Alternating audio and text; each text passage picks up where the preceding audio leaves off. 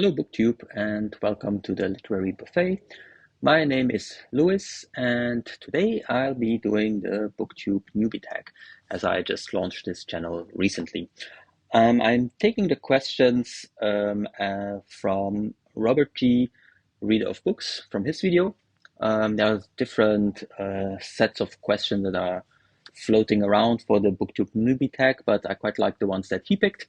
So that's the ones that I will take inspiration from, and I'll also link his video below, of course.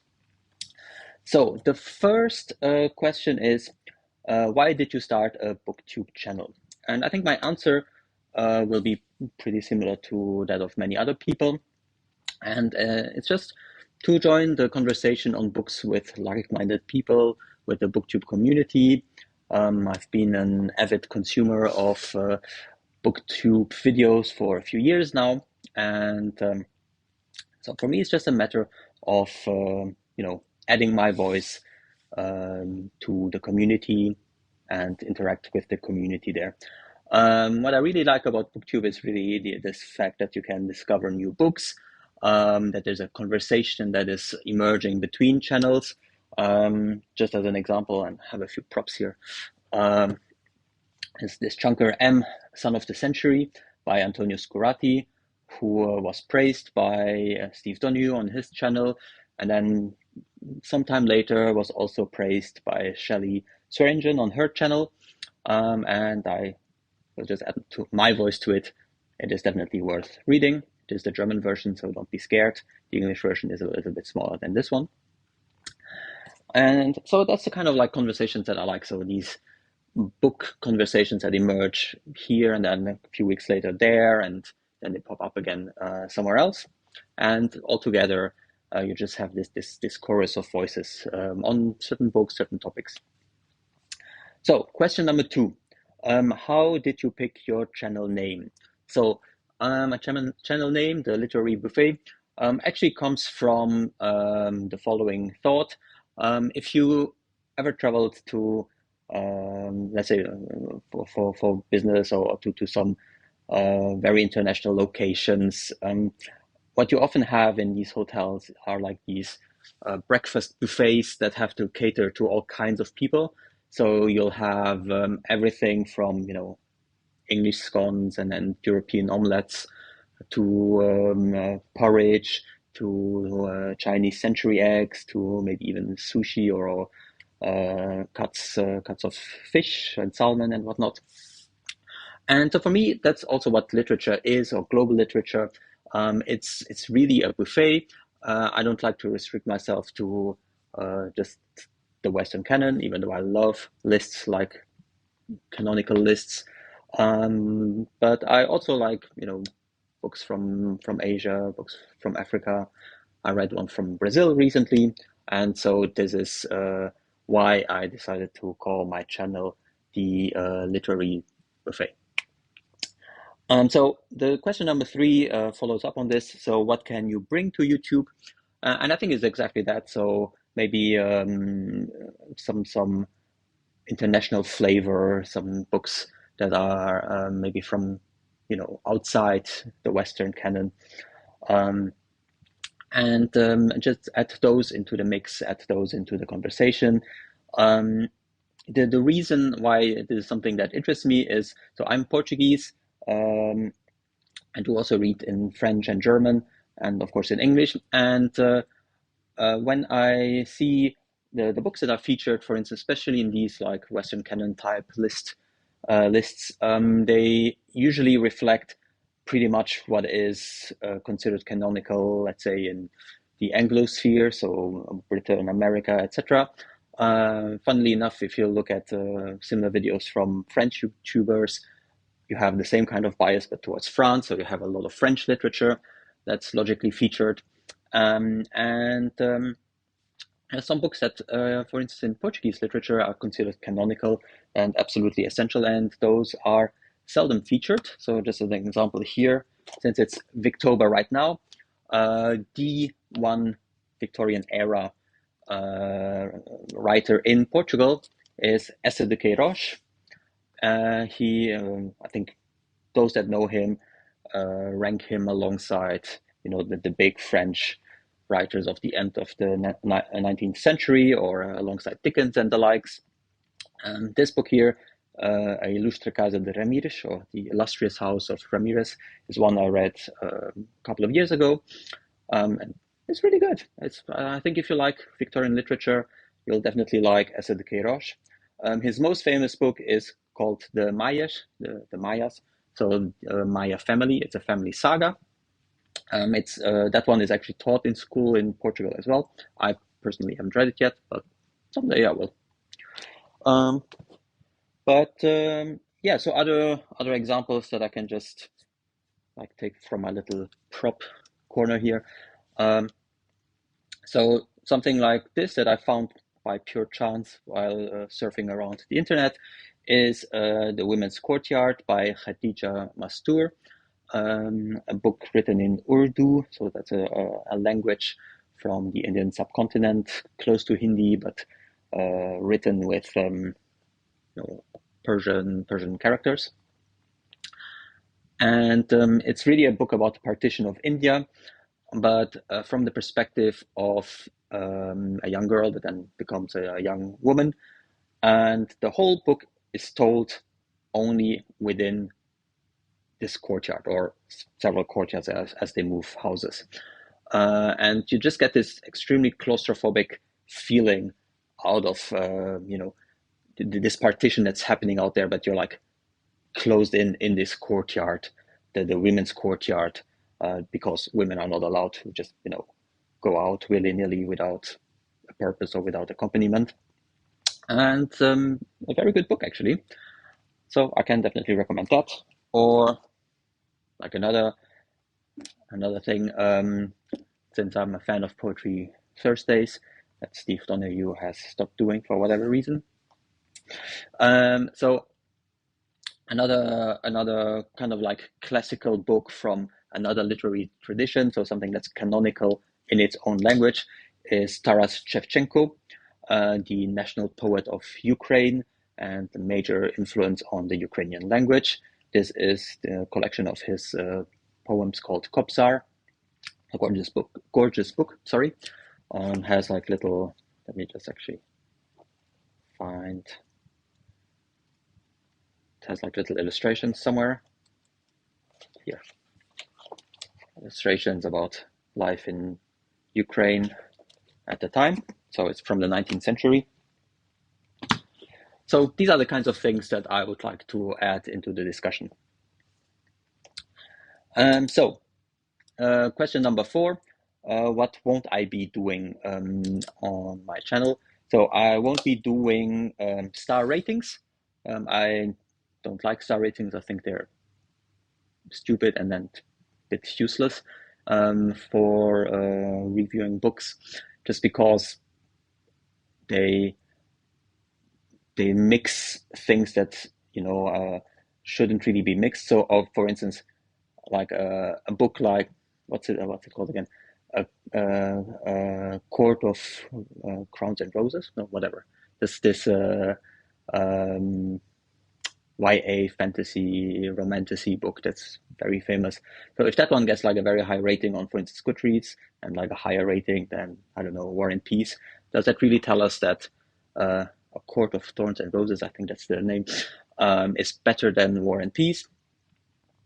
Well, probably not, but it doesn't mean either that A Court of Thorns and Roses is a bad book. It might be actually the best within its genre, but actually mixing all the genres together and then having one ranking makes little sense, to be honest. So that's why I want to star ratings.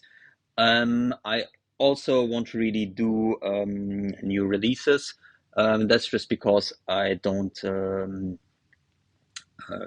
I do read some new releases, but usually I wait for a few years to see which of the new releases, have kind of like made it and then survived at least for a few years and are still in conversation, because there's just like so many things that are released.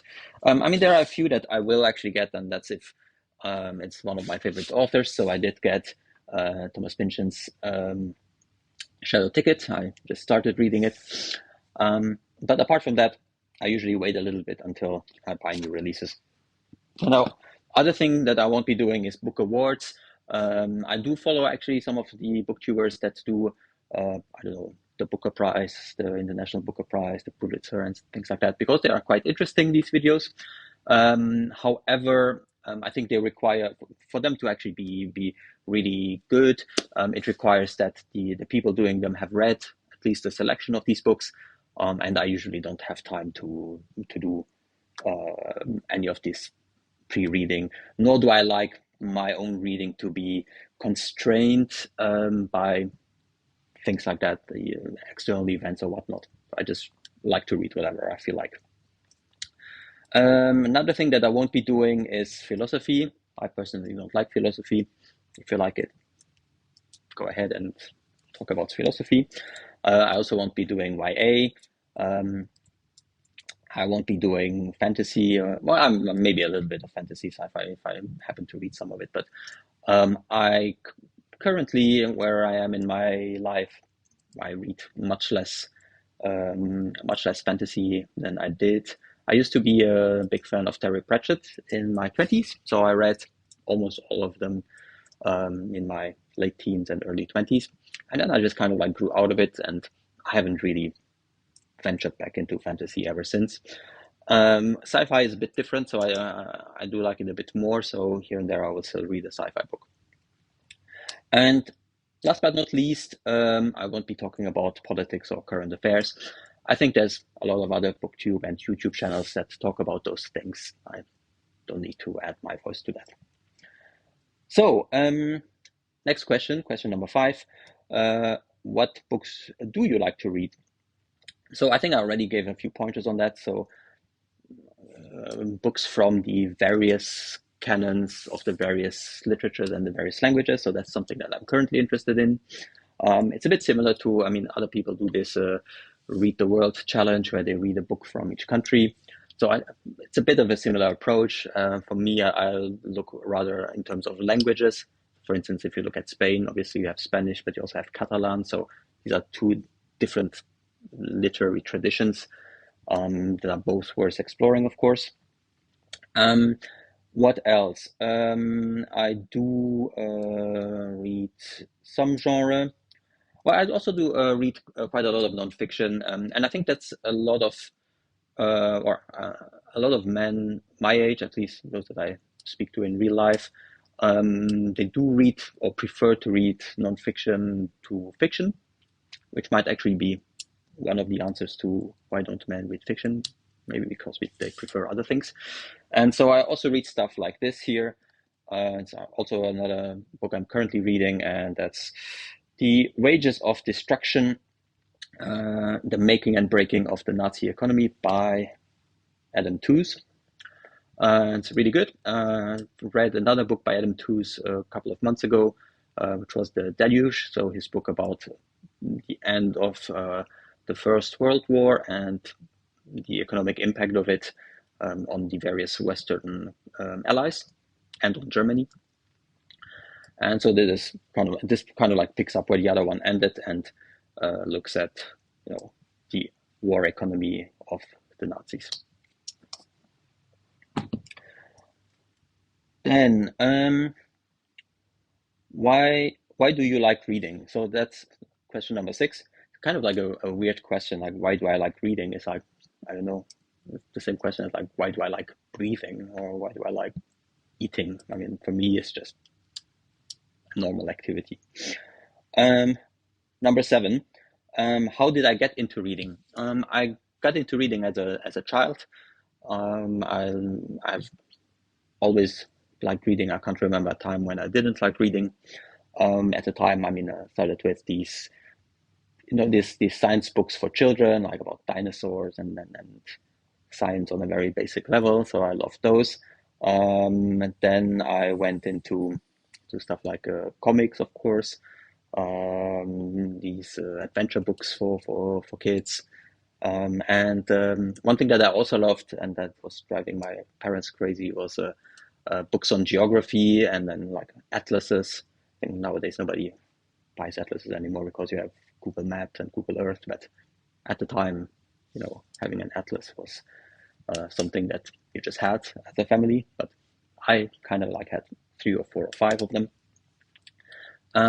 So that's where I started my reading. Then next question. So question number 8, I think. What questions would you like to ask other booktubers? So I think what I would like to ask other YouTubers is how did your reading evolve? So as I was mentioning, I went from reading books on dinosaurs, then fantasy, Terry Pratchett, and the like. Then I went through a phase where I only read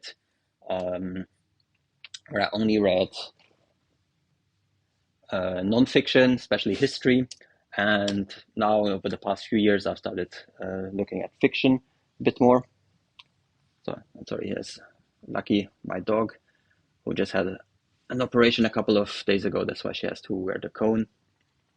And so that's what I would like to ask other booktubers. So how has your reading evolved over time? What kind of genres or types of books do you read now that you didn't read in your 20s, in your teenage years, whatever?